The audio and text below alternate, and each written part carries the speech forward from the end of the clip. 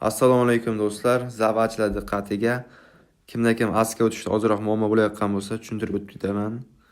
Bu yerda Erangelda top 15 ga kirish kerak. Levikda esa top 8 ga kirish kerak ekan. 3 marta ketma-ket. Agar birontasida, ikkitasida kirib, bittasida kirmasangiz ham yana boshdan boshlanib ketadi. O'shaning uchun tushuntirib o'taman. Bu yerda sheriklar bilan o'ynash mumkin emas ekan. 3 martada ketma-ket top 8 ga kirish uchun.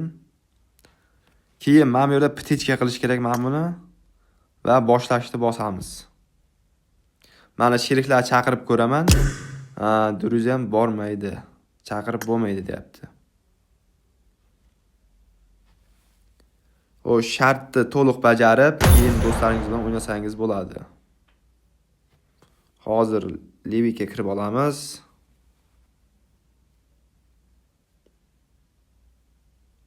Agar buni ptichka qilmay kirsangiz, sizda men hozir ko'rsataman. Men bu narsa chiqmaydi.